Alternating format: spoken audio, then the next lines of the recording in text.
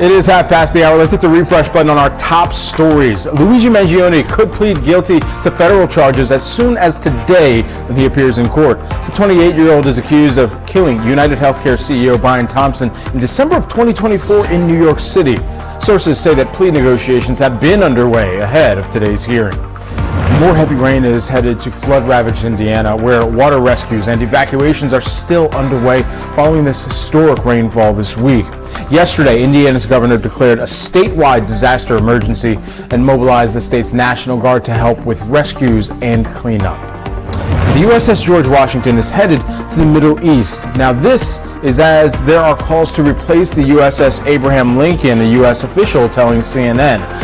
Lincoln has been the subject of growing concerns about the well-being of its crew, with Democratic lawmakers and family members demanding answers. Reports cite multiple recent attempts by crew members to jump overboard from the ship. CNN's Pamela Brown, who visited the USS Abraham Lincoln last month, has more for us. What have been some of the challenges, being out here at sea for so many consecutive days? Honestly, the only thing challenging is like mental challenges, like trying to manage my sleep, stuff like that. So this was just part of one of many conversations I had with sailors last month when I was aboard the USS Abraham Lincoln, an aircraft carrier in the Arabian Sea.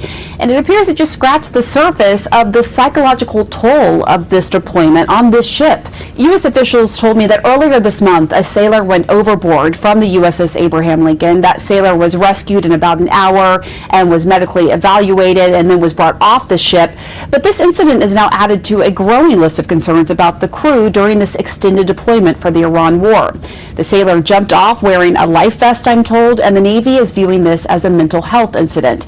But it also emphasizes that man overboard incidents like that are not unique to this carrier. The carrier has been out at sea on this deployment since last November, months before the war began in February. The deployment was expected to end in May. Their return date is still unknown, and many sailors are missing those big life events back home. What kind of toll does that take on you personally? It's tough. I said I had my first kid born in February, so wow. Very excited to get home, meet her.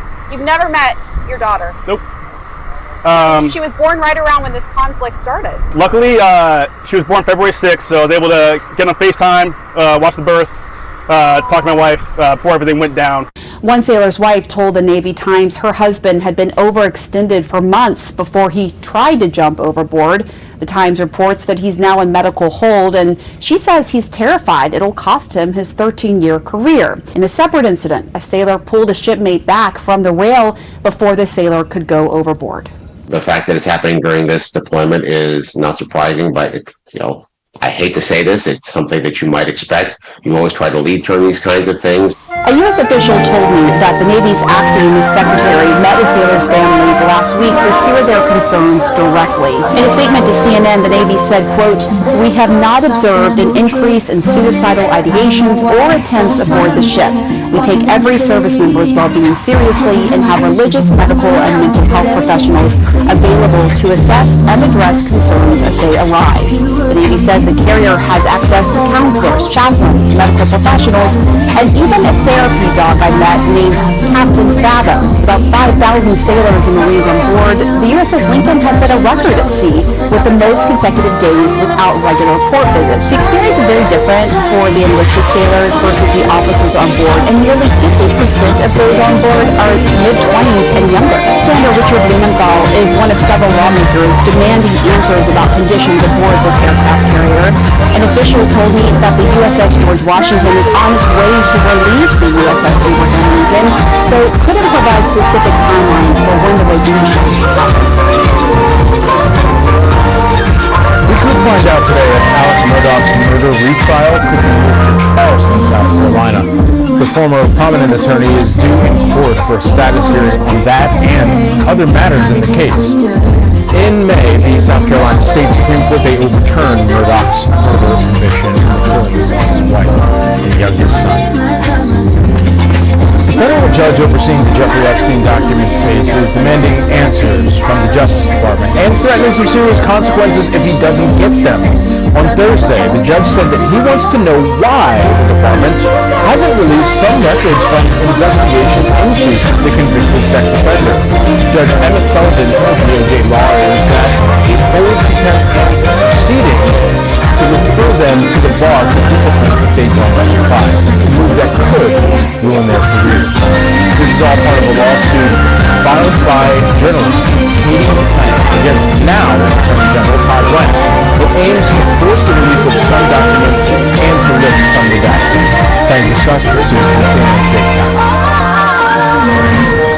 I don't want people to be improperly exposed. That is not what the DOJ, well, that's what the DOJ said today, but that's not the case. What I want is the DOJ to follow the law.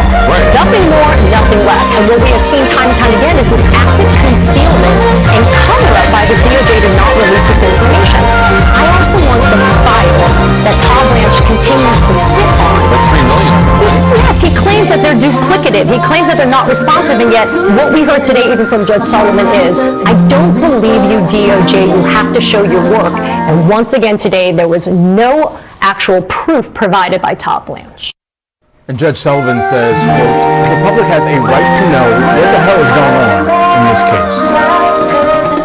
The Congressional Black Caucus is demanding a federal investigation into the death of Nolan Wells. The 18-year-old died under mysterious circumstances more than a month ago during a 4th of July trip off the Mississippi coast. Georgia Representative Lucy McCarthy, who lost her own son, says the Congressional Black Caucus sent a letter to the FBI requesting response within 7 days. We want to make sure that every stone is unturned because his life matters. All of our children's and our families' lives matter. And we must fight back. We must stand up. And we must demand accountability for this family's loss.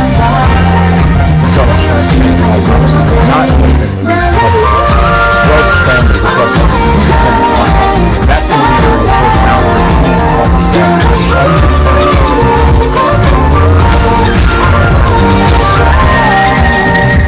Forecasters say that the Super El Nino is intensifying in the Pacific and will likely make history. According to NOAA, there is a nearly 70% chance this El Nino will become the strongest on record.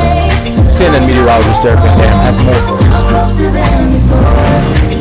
Strong El Ninos, like the one that's building right now, have an outsized influence on the Atlantic hurricane season, reducing both the number and the strength of tropical systems. Now, El Nino isn't just about the river waters here in the Pacific. It's also a change in global circulation patterns. These altered patterns shift sinking air across the tropical Atlantic, stabilizing the atmosphere, reducing thunderstorm development that's needed to create a hurricane.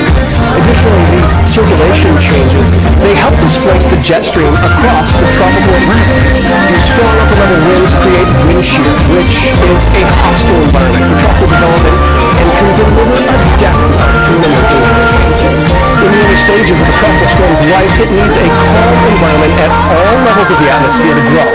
When wind shear is introduced, it disrupts this vertical alignment, making it harder for thunderstorms to organize into a tropical system and get stronger. But think of a hurricane as a spinning top.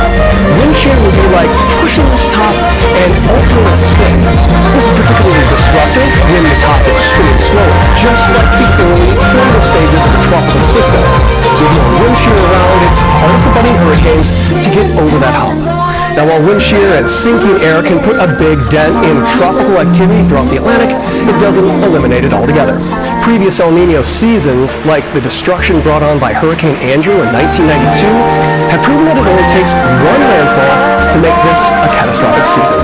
So be hurricane ready this year by downloading the all-new CNN Weather app.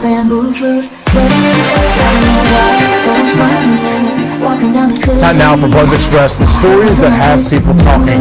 Actress and singer Selena Gomez and her mental health startup Wonderline are being accused of fraud. 5 investors filed the lawsuit claiming they were misled about the startup's success and the pop star's involvement in it. They say they put more than $1 million into Wondermind in 2022 after it launched the year before. The suit accuses Gomez and her associates of fraud, breach of contract, and other claims, and alleged the company hid its decline for years. Gomez's former business partner denies the allegations. The singer, Jerome, has not yet died. Alright, if you're an Eminem fan, more than 100 pairs of sneakers from his personal collection are headed to auction, and many are signed by the rapper himself. Proceeds will benefit his foundation, which supports at-risk people in the Detroit area. Somebody just paid nearly $200,000 to buy Sophia's purse from the Golden Girls. It was up for auction, and the last time it sold, it went for more than $9,000. According to People.com, a superfan in West Virginia bought it, saying they even have a Golden Girls tattoo. Alright, got the ink to prove it. Next up on CNN Headline Express, there was a banging and everything just went topsy-turvy. That is how a passenger on board this train described what happened moments before it derailed. But now investigators, they want to know why. The Detour with David J. on September 20th on CNN and next week on the CNN app. Right? Let's slow it down.